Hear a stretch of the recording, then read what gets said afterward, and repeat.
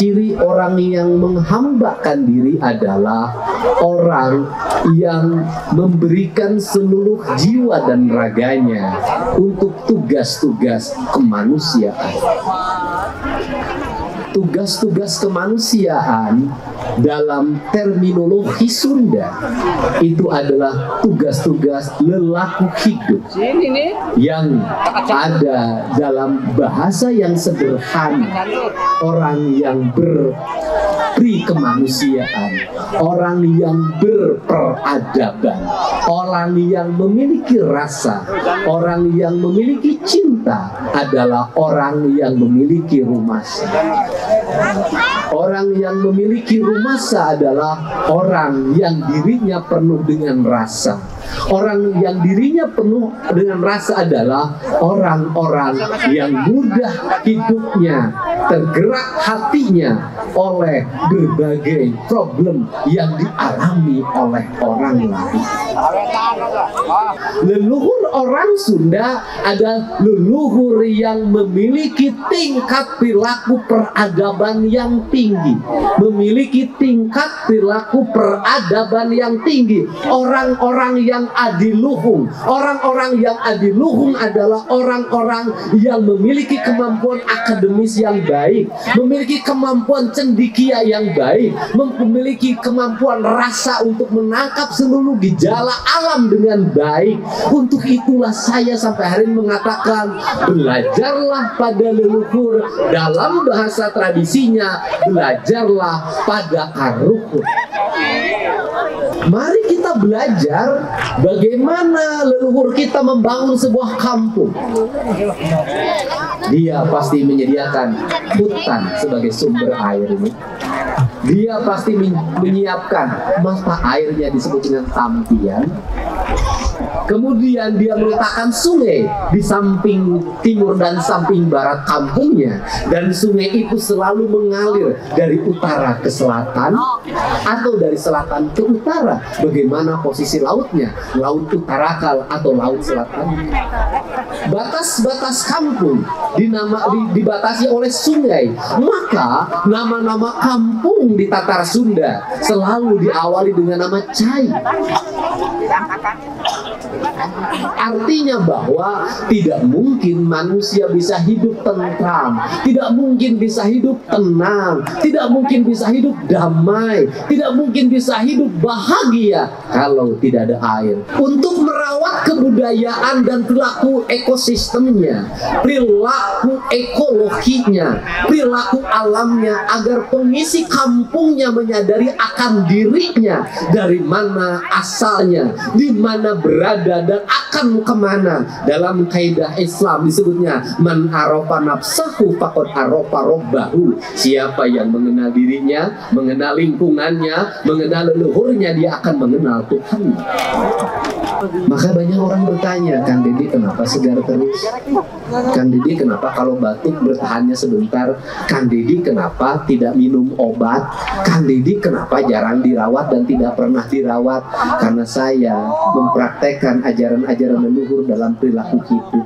Saya mempraktekkan bertuhan bukan sekedar kata-kata, tapi dalam kehidupan yang nyata. Bukan hanya cerita, tapi fakta yang saya alami dalam keyakinan diri saya sendiri. Dan perlu saya sampaikan, untuk apa?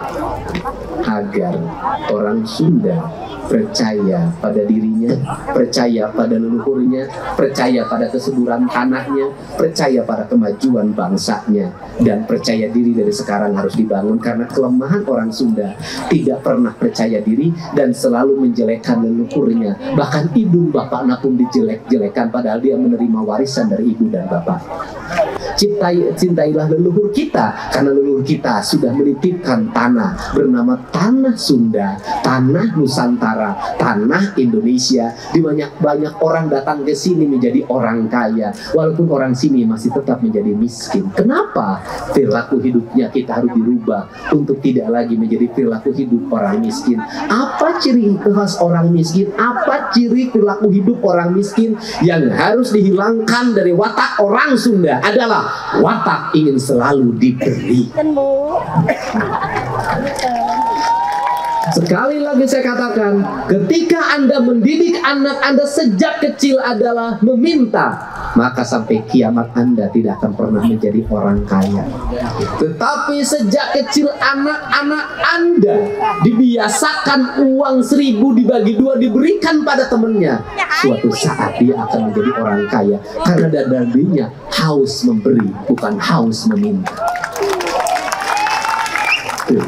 Kalau Anda semua tidak menjadi pribadi yang mandiri, pribadi yang gemar memberi, pribadi yang pantang meminta pertolongan orang lain sampai titik darah yang habis dalam dirinya, kita tidak akan menjadi bangsa yang petarung, kita tidak akan menjadi suku yang petarung, kita tidak akan bisa mengarungi samudra, kita tidak akan bisa melewati gunung. Kenapa? Karena jiwa kita adalah bukan jiwa harimau, tapi jiwa kambing.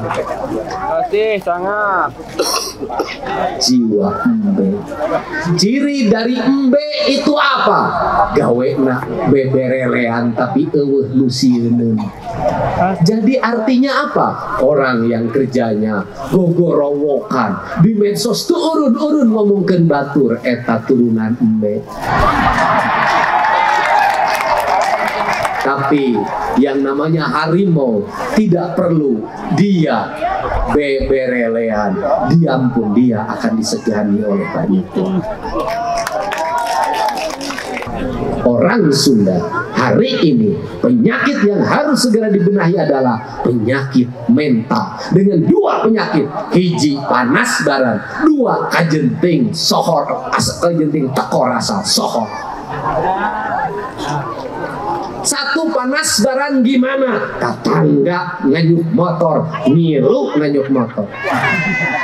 Tetangga nganyuk TV, ngilu nganyuk TV. Tetangga ngaganti jendela, hayang ngilu ngin jendela. Diri tidak pernah diukur kemampuannya sampai di mana.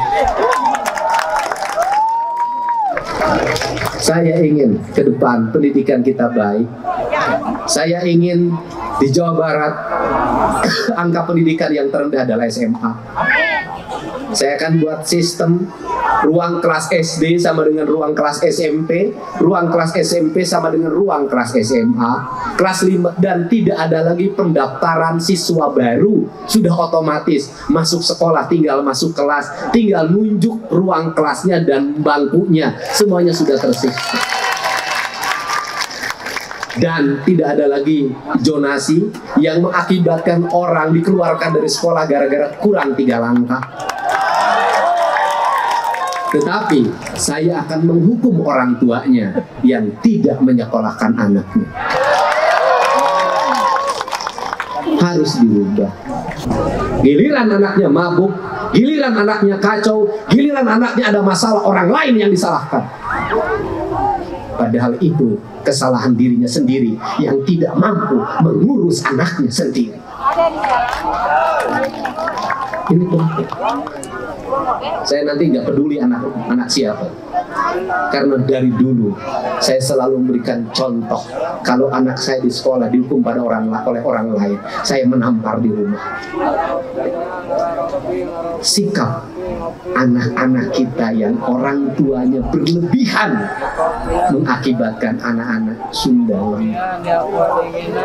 tidak bisa berkompetisi, tidak mau dia bersaing. Orang tuanya nyaah bunga rubah. Dan saya selalu meyakini bahwa orang-orang yang didik pedih sejak kecil, maka dia akan memiliki kesaktian dalam diri. Yang disebut dengan punya kesaktian adalah dia punya ketajaman ucapannya, dia punya ketajaman pandangannya, dia punya ketajaman pendengarannya, dia punya ketajaman penghisapannya, dia punya intuisi yang kuat.